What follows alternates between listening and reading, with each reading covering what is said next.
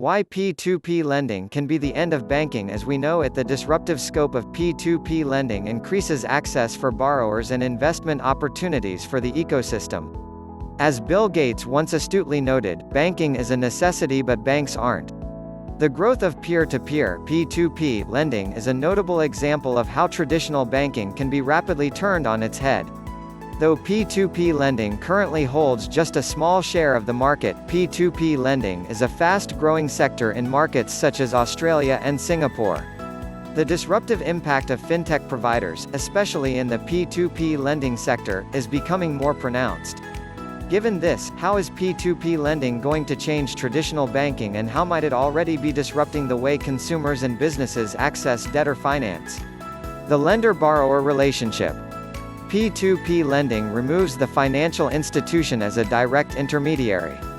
Unlike in traditional retail banking, P2P platforms are not lenders themselves. Instead, they provide a loan matching service by connecting prospective borrowers with investors or lenders who provide the cash. Borrowers can be consumers or small businesses, and typically the lenders rely on the P2P platform to assess prospective borrowers. However, depending on the lending platform, investors or lenders might be able to select their preferred borrowers and/or opt into automated loan selection according to the investor's predefined criteria. P2P lenders generate revenue from origination fees charged to borrowers and service fees charged to investors. Since P2P lenders and platforms have no need to commit to expensive physical branches or invest in large teams of staff, the P2P lending model can offer cost efficiencies for both investors and borrowers. This can take the form of lower fees, higher returns, and cheaper interest rates. Credit assessment. P2P lending platforms are already driving changes in the way credit assessments are processed. P2P companies typically develop proprietary application processing systems to assess prospective borrowers in a highly individualized way, by drawing upon hundreds or even thousands of metrics. The process by which this happens can be largely automated and rely on big data and AI tools. Apart from big data and analytics, some P2P lenders adopt an unconventional approach to risk management and applicant assessment. For example, some lenders consider over-reliance on credit scores as looking back to the past and take the view that an assessment of the borrower's personal qualities, a manual process carried out by a staff member, to be more accurate. Given the fact established P2P lenders have successfully kept their percentage of bad debts very low, investors can have a degree of confidence in recouping their investment as long as they invest via a reputable P2P lending platform. Increasing borrower accessibility. In addition, P2P lending is potentially expanding available credit to broader types of borrowers. These could be borrowers who might have otherwise been turned away by traditional lenders and their more bureaucratic approaches to credit assessment, with the Australian bank's reluctance to lend to small businesses a prime example.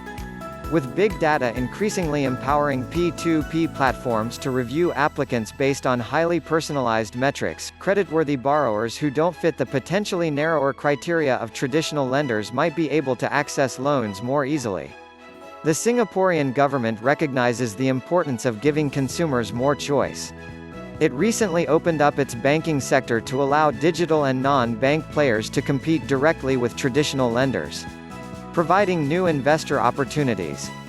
The disruptive scope of P2P lending isn't confined to access for borrowers, it also encompasses investment opportunities, another central pillar of traditional banking. As well as offering proprietary borrower assessment systems, P2P lenders also provide investors with new opportunities for obtaining strong investment returns. This could be especially attractive for lenders or investors given the extremely low interest rate environment. P2P platforms typically have a process for qualifying investors in compliance with local credit laws and consumer regulations. These investors could be everyday consumers, retail investors, or wholesale clients, corporate or institutional investors. Investors have the option to choose the best options and highest returns by shopping around for P2P platforms and P2P lending products. As such, P2P lending has provided more choice for investors, and Singapore is recognized as a leading hub in Asia for P2P lending, whilst Australian investors are seeking better returns.